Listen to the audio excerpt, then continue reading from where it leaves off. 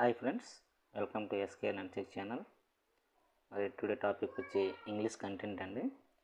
సాధారణంగా English subject అంటే అందరికి భయంగానే ఉంటుంది. So don't worry.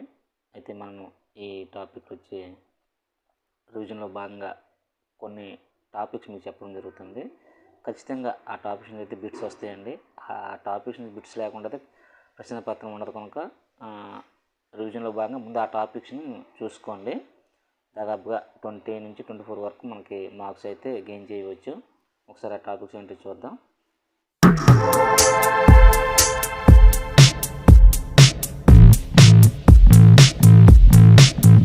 Okay friends, ఇందులో మొదటగా డైరెక్ట్ ఇండైరెక్ట్ స్పీచ్ అండి. సో ఈ టాపిక్ నుంచి అయితే ఖచ్చితంగా బిట్ అయితే వస్తుంది.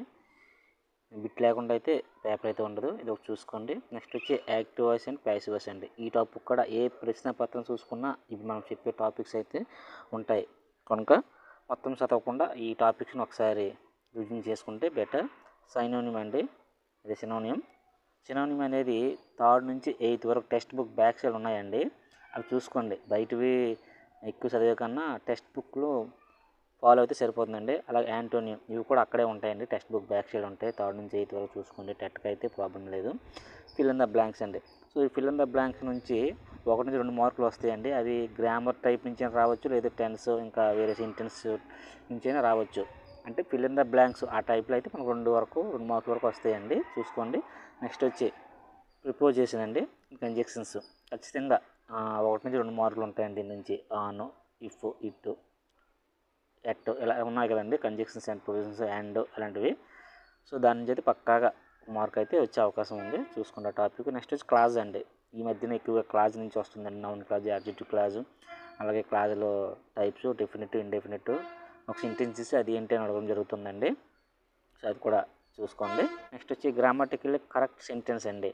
సో ఒక సెంటెన్స్ ఇచ్చి అది ఎర్రర్ ఇవ్వడం జరుగుతుందండి. అది గ్రామటికల్ కరెక్ట్ సెంటెన్స్ చేయాలి, లేదంటే అది కరెక్టా లేదని అడగడం జరుగుతుందండి. సో దాని నుంచి అయితే 1 మార్క్ పక్కాగా వస్తుంది. ఇంకా నెక్స్ట్ టైప్స్ ఆఫ్ సెంటెన్స్ అండి, వెరీ వెరీ ఇంపార్టెంట్. సో ఒక సెంటెన్స్ ఇచ్చి అది ఏ టైప్స్ అంటుంది, లేదంటే ఒక సెంటెన్స్ ఇచ్చి ఇది ఏంటి అని అడగడం జరుగుతుంది. లైక్ ఇంపారేటివ్, అసర్టివ్, ఇంట్రాగేటివ్, వాటన్నిటి మీద అవగాహన కలిగి ఉండాలి మనం. ఖచ్చితంగా 1 మార్క్ అయితే రావచ్చు.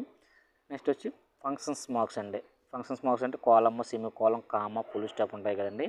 సో వాటి మీద 1 మార్క్ అయితే పక్కాగా వచ్చే అవకాశం ఉంది. నెక్స్ట్ డిక్షనరీ స్కిల్స్ అండి. డిక్షనరీ స్కిల్స్ అనేది వెరీ వెరీ ఇంపార్టెంట్ అండి. అంటే ఆల్ఫబెటిక్ ఆర్డర్లో ఇది మనం చేయాలండి. ఒక లెటర్ కానీ ఒక సెంటెన్స్ కానీ ఇచ్చి అది ఆర్డర్లో పెట్టుకుంటుంటాడు.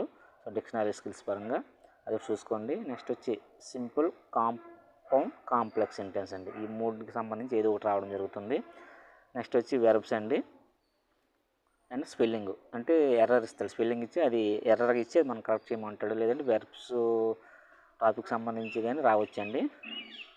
నెక్స్ట్ వచ్చి ఆర్టికల్ అండి. ఆర్టికల్ కూడా very very important. A and the. So article నుంచి ష్యూర్గా 1 మార్క్ అయితే ఉంటుందండి. నెక్స్ట్ వచ్చి ఫంక్షన్స్ అండి. ఫంక్షన్స్ అనేది టెక్స్ట్ బుక్ బేస్డ్ అండి, అందుకే ఇక్కడ రాయడం జరిగింది. టెక్స్ట్ బుక్లో మనకి 6th అండ్ 5th 7thలో ఉన్నాయండి. మే, మస్ట్, షుడ్, కుడ్, ఇంకా అలాగే 3rdలో కూడా ఉన్నాయండి. 3rd 4thలో కూడా ఫంక్షన్స్ గురించి ఉన్నాయి కనుక ఇంపార్టెంట్ చూసుకోండి. ఎందుకంటే టెక్స్ట్ బుక్ బేస్డ్ గ్రామర్ ఏ పాయింట్ కూడా విడిచిపెట్టకండి. Back side text book lessons back side ఉన్నాయన్నీ కూడా ఇంపార్టెంటే. అంటే గ్రామర్ పరంగా ఇవి మనం చెప్పే పాయింట్స్ అనేవి, ఫర్ ఎగ్జాంపుల్ ఆర్టికల్ ఉంది, ఆర్టికల్ ఏ అంది అంటున్నాం. బయట టాపిక్ కాకుండా ఆర్టికల్స్ అనేవి టెక్స్ట్ బుక్లో ఉంటాయండి.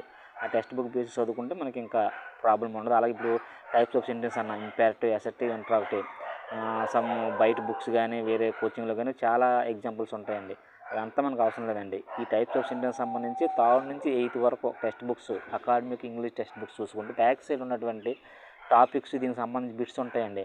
అవి చదువుకుంటే చాలండి, దానికి దాటైతే వెళ్ళడు. నెక్స్ట్ లాస్ట్ వచ్చి టెన్స్ స్ట్రక్చర్ అండి. టెన్స్ స్ట్రక్చర్స్ మీద కూడా ఇవ్వడం జరుగుతుందండి. అంటే అది ఏ tense, present tense, past tense, past continuous tense, ఎలా. ముఖ్యంగా ఇందులో V3 అండి, హ్యాడ్ సంబంధించి ఒక క్వశ్చన్ అయితే ఎక్కువగా వస్తుంది. దాని మీద చూడండి. పాస్ట్ పర్ఫెక్ట్ టెన్స్ అనుకుంటా V3, అదొకటి చూసుకోండి. సో మనం చెప్పి ఈ టాపిక్స్ మ్యాక్సిమం మీరు రివిజన్లో చూసుకుంటే దాదాపుగా 20 నుంచి 24 మార్క్స్ వరకు రావడం జరుగుతుందండి. మరొకసారి చెప్పడం జరుగుతుంది. బయట ఈ చెప్పే టాపిక్స్ అనేవి టెక్స్ట్ బుక్ ఉన్నటువంటి గ్రామర్ పరంగా చూసుకోండి. టెక్స్ట్ బుక్లో ఉన్నటువంటి లెసన్స్ బ్యాక్ సైడ్ ఈ టాపిక్స్ అయితే ఉన్నాయండి. మనం చెప్పే టాపిక్స్ అన్నీ కూడా ఉన్నాయి. ఒకే టెక్స్ట్ బుక్లో లేవు. 3rd, 4th, 5th, 6th, 7th, 8th అలా ప్రతి టెక్స్ట్ బుక్ కూడా దగ్గర పెట్టుకోండి. లేదంటే ఎవరి దగ్గరైనా సంపాదించేది చూసుకోండి. దాని నుంచి మనకు రావడం జరుగుతుందండి. Thank you.